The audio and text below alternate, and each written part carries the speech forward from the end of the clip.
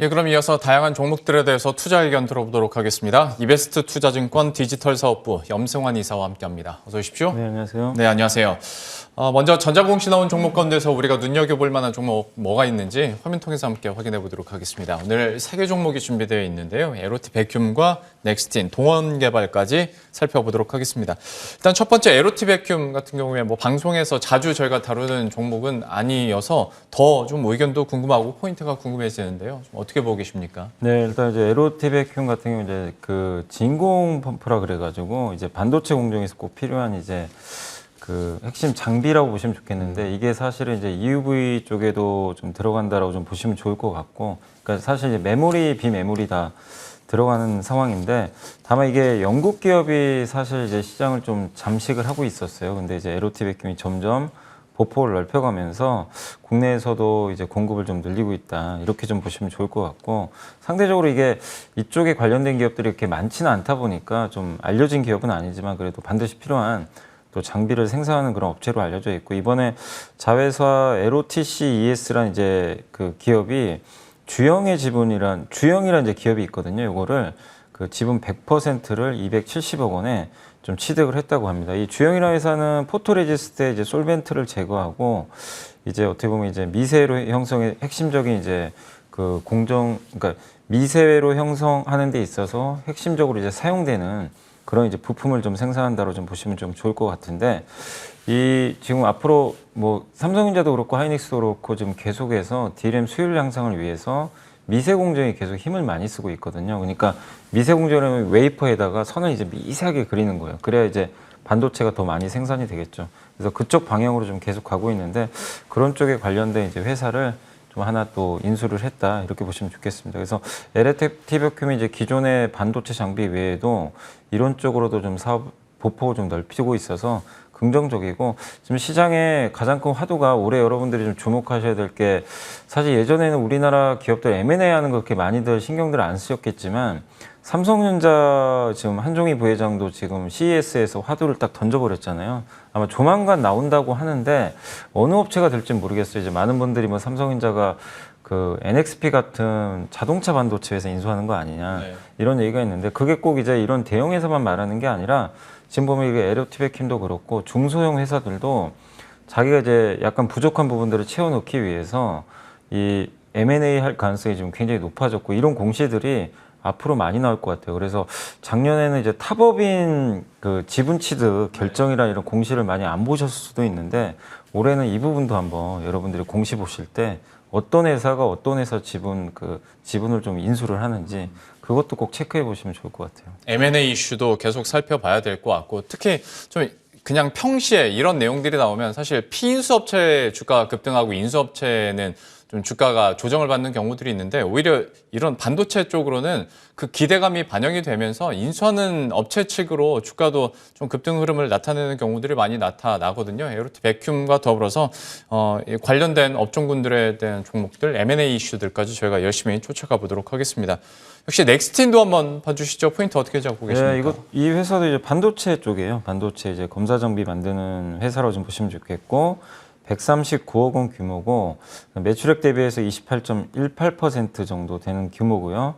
웨이퍼 검사 장비 이제 공급 계약을 맺었는데, 이게 웨이퍼라는 게 사실 이제 두께도 균일해야 되고 그런 것들을 이제 측정을 해줘야 되는데, 그런 것들을 해주는 회사 중에 하나 넥스틴이 계측 장비라고 합니다. 그래서 미국의 가장 유명한 회사가 있습니다. KLA라고 많이 아마 들어보셨을 거예요.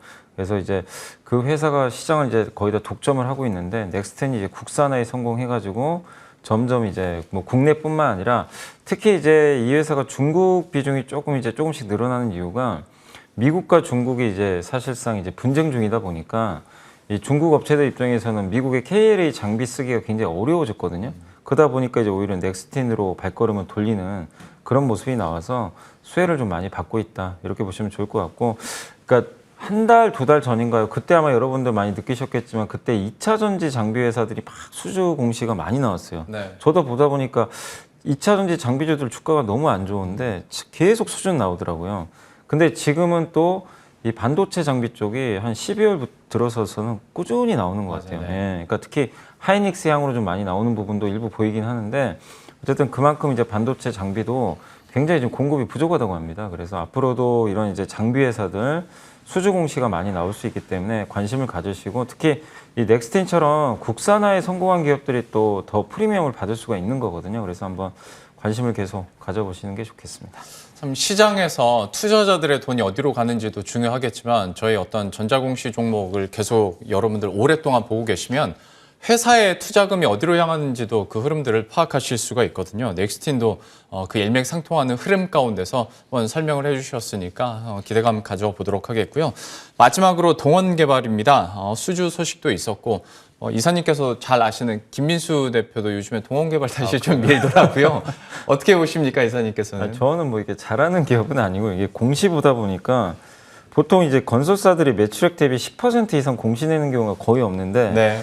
이번에 나온 공시가 매출액 대비해서 한 12.41%더라고요. 그래서 한번 이제 뜯어봤어요. 그랬더니 782억 정도 되고 이제 부암 2차, 동원 로얄두크 이 회사가 이제 부산 경남의 대표 건설사예요. 네. 그래서 이제 아마 그쪽에 사시는 분들은 아마 잘 아시는 브랜드일 수 있을 것 같은데 이제 뭐 비스타 동원, 동원 로얄두크 뭐 이런 브랜드를 갖고 있다고 합니다. 근데 이제 어차피 올해는 사실 이제 그 그러니까 작년에 건설주들 투자하시던 분들이 이거 어차피 이제 대선도 다가오고 공급 늘린다고 하니까 하반기까지 기대를 하셨는데 상반기 반짝하고 그냥 하반기 내내 빠져버렸어요. 그래서 건설주에 대해서 실망들을 많이 하셨겠지만 그러나 이제 더 이상 잃을 건 없습니다. 워낙 지금 주가가 좀 바닥에 있기 때문에 잃을 건 없는 자리고 올해 뭐 사실 주택 공급 이제 정책이 계속 더 확대될 가능성이 높고 특히 서울 지역 같은 경우는 그 분양이 좀 이렇게 이연된 게 되게 많아요. 네. 그래서 아마 올해는 분양이 좀 물량이 굉장히 크게 늘어날 가능성이 있기 때문에 건설사 전반적으로 괜찮을 것 같습니다. 그래서 뭐 사실 이제 대선 후보들이 뭐 많이 계시지만 이제 공통적인 건 뭐냐면 결국 공급은 늘리겠다. 뭐 방향은 좀 다를 수 있겠지만 그래서 그런 부분에 있어서 건설주들이 수혜받을 수 있는 룸은 상당히 많이 남아 있기 때문에 뭐 사실 동원개발뿐만이 아니라 이런 중소형 건설사도 좀 관심을 좀 가져보시면 좀 좋을 것 같고 이 회사는 현재 PER이 3배밖에 안 돼요. 그래서 굉장히 좀 나름대로 저평가돼 있으니까 좀 긍정적으로 보시고 다만 이제 이렇게 보시면 돼요. 그러니까 중소형 건설사주는 대부분 싸고요. 대형 건설사는 이제 중소형보다는 좀 약간은 비싼 편인데 대형 건설사도 여러분들이 눈여겨보셔야 될 건 뭐냐면 중동 쪽이 요새 좀 발주가 좀 많이 늘어난다는 얘기가 있어요. 네. 그래서 작년에 삼성 엔지니어링이 많이 올라갔잖아요. 네. 그래서 중동 국가들의 지금 예산이 많이 지금 확보가 돼 있으니까 대형사들 같은 경우는 해외 발주가 얼마나 나오는지 그걸 또 체크하시면서 보시면 좋을 것 같습니다. 동원개발과 더불어서 대형 건설주에 대한 주요 포인트까지 짚어줬으니까요. 뉴스도 계속 보시길 바라겠고요. 이어서 리포트를 통해서 픽해온 종목도 저희가 얘기 나눠보도록 하겠습니다. 오늘은 어떤 이야기 준비하셨어요? 사실 이제 오늘은 특정 리포트를 갖고 온 건 아니고 이제 읽다 보니까 이제 아마 요새 보고서 읽어보시면 다 느끼시겠지만 가치주의 시대가 왔다. 그렇죠. 네. 아마 그 얘기 많이 들어보셨을 거예요. 실제로 1월 딱 첫 주만 보면 성장주는 이제 마치 무슨 뭐 죄인이 된 것처럼 다 빠져버리고 이제 그동안 이제 햇빛을 못 보던 이런 가치주들이 이제 드디어 오랜만에 햇빛을 보는 그런 모습이 좀 나와주고 있는데 그게 결국 이제 미국의 그 이제 향후 그러니까 국채 금리가 올라가면서 작년 4월과 거의 비슷하거든요. 작년 3, 4월에 미국의 국채 금리가 1.77%까지 급등하다 보니까 당시에 성장주 급락하고 가치주가 갔던 그때 이제 포스코 당시에 이제 한국조선해양이죠. 이런 기업들이 뭐 급등하는 양상이 나왔는데 지금 거의 그대로 지금 맞아요. 전개가 되고 있어요. 그래서 너무나 좀 비슷한 상황인데 지금 금요일 날도 미국의 국채 금리가 여전히 고공행진을 하는 걸 좀 봤기 때문에 당분간 이건 어쩔 수 없어요. 그러니까 시장의 주요 주체들이 그 미국의 10년 금리를 보면서 지금 대응을 하거든요. 그러면 성장주들 같은 경우는 국채 금리가 꺾여야 돼요. 꺾여야만 내려와야 좀 의미 있게 반등이 나올 수가 있다고 좀 생각을 하시고 그렇게 본다라면은 이렇게 국채 금리가 딱 올라와서 바로 꺾이는 경우는 없습니다. 이게 관성의 법칙에 의해서 보통 한두 달은 강세가 이어지고 또 거기다 3월에 미국 FMC에서 아마 금리 인상 얘기가 나올 것 같아요. 네. 그러면 차라리 그때 금리를 인상해버리면 오히려 그때는 성장주가 더 강할 수도 있어요. 미리 선반영을 해버렸기 때문에 재료가 노출되면서 이제 금리에 대한 공포에서 오히려 그러니까 이 금리 인상에 대한 이제 공포에서 시장이 또 벗어날 수도 있는 거거든요. 그래서 오히려 3월 이후에는 성장주가 다시 한번 재부상할 수 있겠지만 당분간 한 1월에서 2월까지는 가치주 장세가 좀 이어질 수밖에 없다. 그래서 많은 분들이 요새 뭐 네이버, 카카오 많이들 물어보시잖아요. 네. 굉장히 좀 많이 좀 속상하시겠지만 성장주들도 그러니까 좀 크게 보시는 분들 입장에서는 이럴 때 성장주 또 사는 것도 좋아요. 예. 그러니까 항상 막 추세 타고 올라가서 비싸게 사는 것보다 이렇게 좀 버려지잖아요. 막 지금 성장주 막 던져버리거든요. 근데 이럴 때 조금씩 그 농사 짓듯이 모아가시면 몇 달 후엔 또 웃을 수 있어요. 근데 많은 분들이 그걸 못 하시죠, 사실은. 당장 성과가 안 나오다 보니까 성장주도 그렇게 좀 보시면 좋겠고, 그 다음에 소외된, 그렇지만 이제 2월까지는 가치주의 시대니까 그렇게 봤을 때는 유통이라든가 은행, 건설, 정유, 음식료 다 지금 말씀드린 대로 이런 기업들 다 저평가돼 있으니까 한번 이쪽에서 여러분들이 아직 좀 덜 오른 게 있다면 포인트를 잡고 대응해 보시면 좋을 것 같습니다.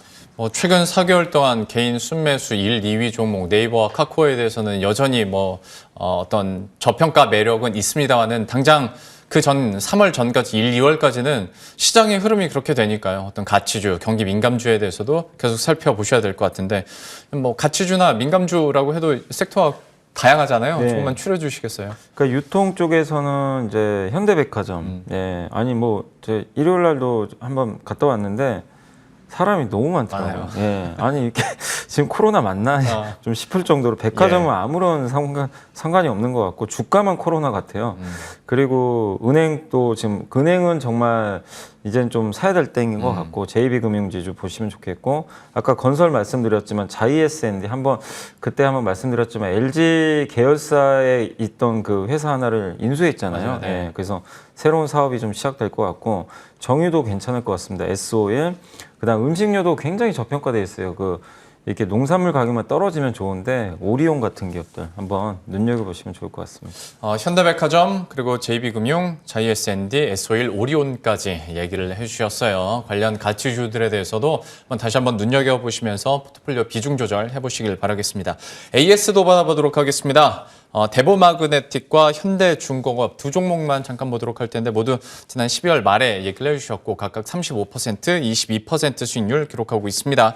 이 두 종목에 대해서 AS 간단하게 부탁드릴게요. 예, 대보마그네틱 아마 이 방송 보신 분들 많이 아마 나와서 아실 거예요. 그래서 지금 주가가 굉장히 많이 올라와 있는데 또 2차 전지 장비주가 연초부터 지금 급등하는데 2차 전지 소재에 의해서 장비. 근데 소재주들이 먼저 가고 이제 올해는 장비가 가는 게 실제로 장비 발주가 이제 시작이 될 겁니다. 왜냐하면 이제 미국에서 LG나 SK가 실제 이제 공장을 이제 증설을 하기 시작하거든요. 그럼 이제 장비 입고가 되기 때문에 이제 부진했던 실적은 끝났고 앞으로 좀 좋아질 것 같고 특히 대보마그네틱은 또 중국 비중이 좀 높은 편이더라고요. 중국의 탈철 장비 수주가 많아서 그래서 그런 것들이 올해 실적에 반영이 되니까 긍정적인데 다만 이제 수익률 보셨겠지만 좀 많이 올랐어요. 그래서 지금은 좀 오를 때 약간 한 절반 정도 수익 실현하는 거 저는 좋다고 생각합니다. 그러니까 올해 좀 특징은 이렇게 가다가도 한 번씩은 또 조정을 또 세게 한 번씩 받고 갈 수 있으니까 한 번씩 챙길 수 있을 때는 반 정도, 그러니까 내가 끝까지 가져갈 거면은 다 팔 필요는 없고요.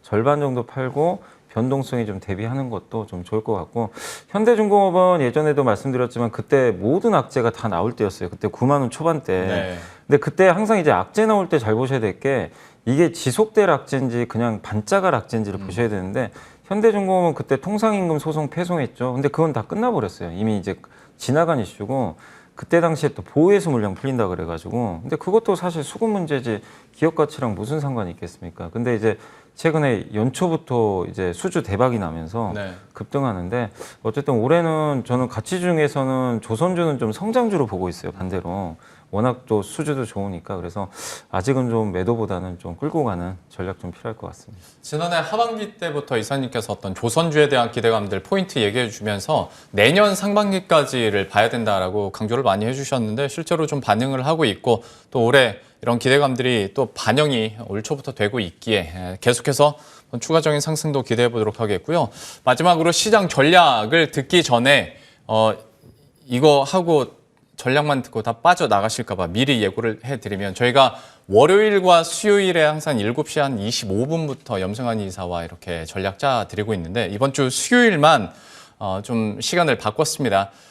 7시부터 저희 채널 들어오시면 또 이사님 만나뵐 수 있으니까요.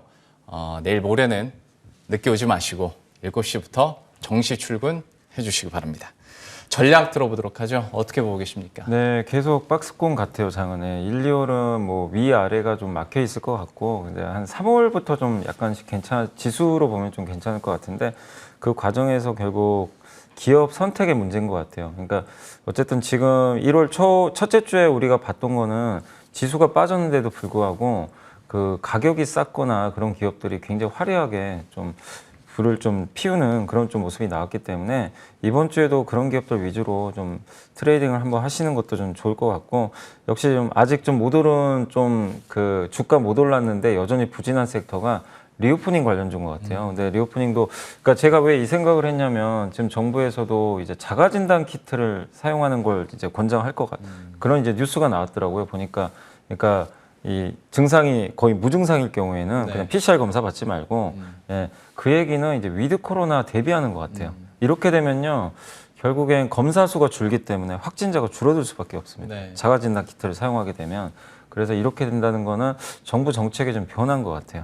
그러면은 결국에 이런 이제 리오프닝 관련주들이 또 한 번 약간 부상할 수 있으니까 이번 주에 좀 지난주까지 못 올랐던, 뭐 아까도 이제 제가 현대백화점도 말씀드렸지만 뭐 유통 쪽도 괜찮고 이런 이제 관련된 리오프닝과 관련된 기업들을 한번 이번 주는 주목해보자라고 말씀드리겠습니다. 항상 몇 박자 빠르게 좀 우리가 신경을 덜 썼던 종목군들에 대해서 다시 한번 환기를 시켜 주셔서 좋은 것 같습니다. 저희가 사실 지난주부터 경기 민감주에 치여서 여기에만 계속 집중을 했었는데 다시 한번 또 리오프닝 관련주에 대해서도 관심 가져보자 얘기를 해주셨으니까 저희들 또 슬슬 대비를 해보도록 하겠습니다. 이베스트 투자증권 디지털 사업부 염승환 이사와 함께했습니다.